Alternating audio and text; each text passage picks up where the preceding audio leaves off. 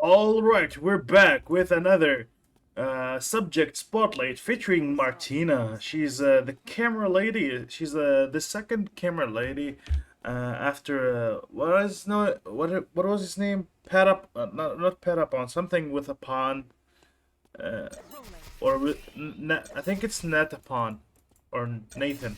I could be wrong, but yeah, this is Martina. She's some kind of reporter. She does interviews and takes pictures, literally. So, well, not pictures, videos. So, let's start off with her passive. It's called Play. Okay, this is a wall of text, but do not get intimidated. I'll sum it up for you. So, basically, she can create a special item with using a surveillance camera and sticks. That's the first part of her passive. The second part of her passive is that her basic attack is a channel and it leaves a mark, okay? This mark will get consumed if you use another ability. So that's all this text. I summed it up for you in just like 4 sentences. So, yeah. Let's check it out. So this is her passive. This is her auto attack. I mean, it's basically like a mini channel. It's not like your standard auto attack. However, to combat, her lack of, crit and whatnot, she does max health damage to wild beasts, so she can actually have an easier time farming. Anyway, so this is her basic attack. As you can see, you see the blue stuff. That's the mark. I don't know why it's not like shown as a debuff on top of the character. That would have been much helpful, but it is what it is. So this is the first part. Okay, simple enough. Now let's get to the camera. It's called trail camera. As you can see, we just made it. And let's press 1 and see what it does. So it's just a standard surveillance camera. However, it has something special a bit to it. So what it does is it actually reveals hidden traps. So it's basically like an upgraded version of the drone, kinda.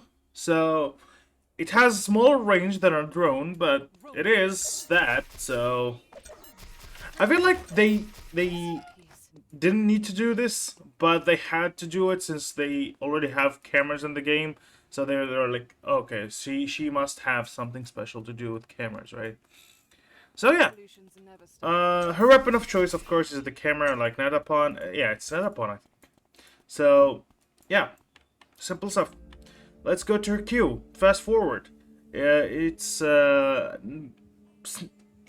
line shot ability that deals damage and consumes the mark that you applied. So, if it consumes the mark, it will grant Martina 25% movement speed. Okay? That's simple enough. And if this skill hits an enemy, not a monster, like not a wild beast, the skill's cooldown is reduced by 30%. So, really simple stuff. It's not a big deal. Okay. So, her next ability is called Pause. So, she installs a small camera that deals damage and slows the enemies by 99% for 1 second. It's a big deal. It's a big deal. So, this could make the difference between life and death. If you're getting chased or chasing someone, you can slow them by 99% and execute them, or actually run away. So that's really good. And she can install up to 2 cameras. So there's, however, one thing that you should know about this camera is, so it grants vision. It works like a ward, so, but not a very long ward. It just stays for 12 seconds, right? So And you cannot install the cameras while you're auto-attacking, as you can see here. Okay? So, but it doesn't deal the damage on its own. You see, like, if you leave it like that, it doesn't deal damage. You have to hit the target with a Q in order... Wait. As you can see, it flashed and it did the damage. As you can see. So, you have to hit them with your Q fast forward in order to deal the damage and the slow. And it's a cone-shaped ability. So that's a lot of people that you're gonna be slowing for 99%.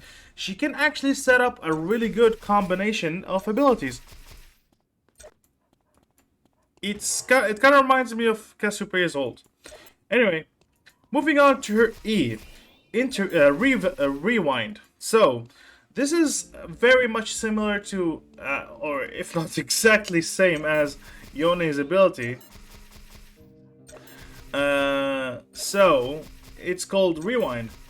Exiting a rewind state. Okay, so this is the second part. Okay, so the first part is you press your E, you can dash through walls a certain amount of distance, and you see there's the circle here. If you cross it, you will return to the first location. And if the time runs out, as you can see, there was like a timer. Let's remove cooldown. If the timer runs out,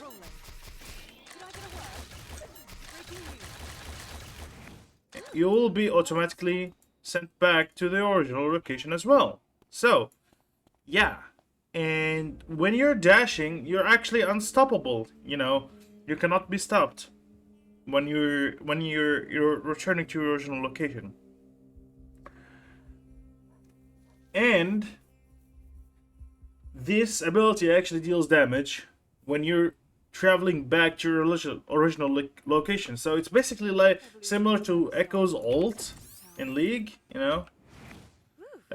But it's only the dashing part deals damage, right? It's not like an AoE explosion when you return or something. So it's like this kind of a spirit thing that you know. Let's show it again. See, it made like a sound effect when I was returning. Okay, right. Now to her ultimate.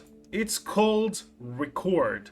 So, you take pictures, literally. You just go around about the map. It has a 35 seconds cooldown. You just take pictures of people, videos of people, meteorite, the tree of life, special unique things, not just like any beast you can see, like any animal. No, you can't record animals. So what it does is it gives you stack. Upon reaching 10 stacks, you can actually consume these stacks to upgrade your abilities, like Heimerdinger in League. So these are the upgrades. So fast forward becomes broadcast. Broadcast, here's the thing. So there's interview and broadcast. When you reach 10 stacks, you enter the broadcast mode. So when you reach broadcast mode, your Q, damage, and range are increased. And the movement speed and the attack speed are actually increased as well, right? The W will now route enemies, and the numbers of cameras that you can actually deploy are increased. Now, let's see rewind. So now instead, when you dash through enemies, they get stunned and you heal yourself. So it's actually a massive upgrade. And the best part of this is that I think there are no limits to the stacks you can accumulate. As far as I've read, I don't see any limitation to how many stacks. So you could be in broadcast mode for a long time, as long as you have enough stacks to to consume, to chew through. So yeah, she's like, you might think she's like intimidating, but really she's not. It's, I think the people who are, you know, translating the game, they're doing their best job from Korean to, you know, English, and you can see this when you play a video game that is kind of, you know, averagely translated.